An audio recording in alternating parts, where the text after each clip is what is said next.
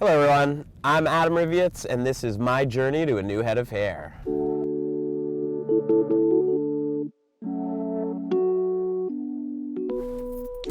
My story begins 11 years ago when I was on a summer camp trip with 120 kids my own age. I vividly remember getting out of the shower one day and noticing my entire scalp being revealed. There was barely any hair on the top of my head, and I was completely devastated. I thought that it was far too early for me to lose all the hair on the top of my head.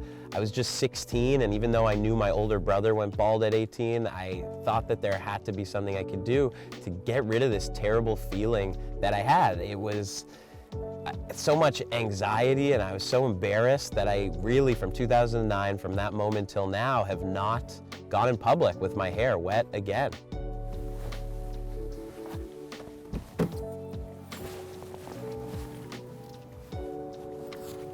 Flash forward to my first year of university.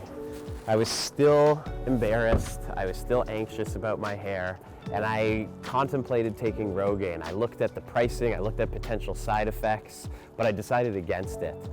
Maybe had I taken some preventative measures, I could have prolonged the inevitable, the hair transplant, but we're here.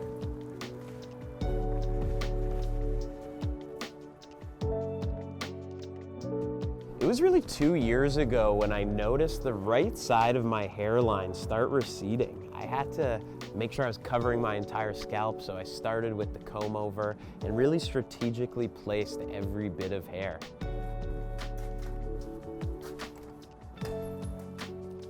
For the receding hairline, I went on Amazon and started looking up the top ranking products for hair loss. I found shampoos that were pretty incredible, that made me feel better and made my hair look fuller. But the best product was called Boost Powder by American Crew.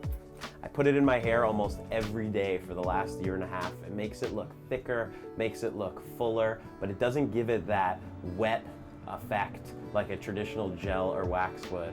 Try it out, Boost Powder. Thanks. Once I committed to the idea of a hair transplant, that's when I began researching online. I looked at dozens of websites of all the different doctors in Ontario, and I wanted to find someone who employed the latest technologies but also had years of experience. I graded the doctors' websites based on design, based on services offered, and based on the amount and level of testimonials that they had from folks around my age. And after reading through their websites and going through hundreds of Google reviews, I consulted my personal network. I spoke with my barber and about half a dozen folks that I knew had had the FUE treatment. And coincidentally, there was a consensus between my personal network and my online research, and that was Dr. Jones. I completed the form online and submitted photos of my head. These were the ones that I submitted.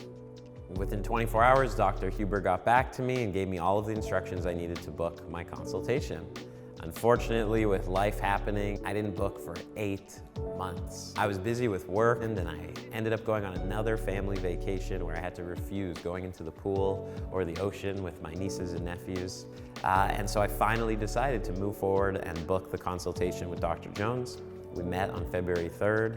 He showed me recent testimonials and videos of other patients who are similar to my age. It really helped me build confidence in the procedure. And I spoke with his nurses and his office staff, and they were so lovely and really reassured me that I was making the right decision in moving forward with the transplant. In addition to the transplant, Dr. Jones actually told me about a few other treatments that I could do to help prevent hair loss before the transplant, to help with the transplant taking better hold of my head, and then to help after the transplant to prevent any future hair loss and to maybe even spark additional hair growth. Those treatments were obviously the FUE hair transplant.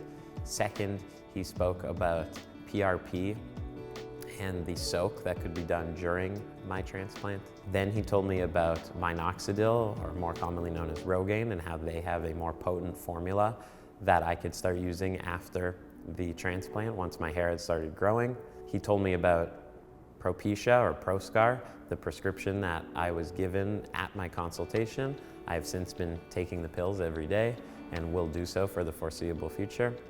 And then he also told me about the laser hat or helmet that could be worn for 7 minutes a day to also help with potential hair growth and stop any future hair loss. So with Proscar, I was skeptical. I am only 27 years old and I was worried about having to take a pill for the remainder of my life ultimately.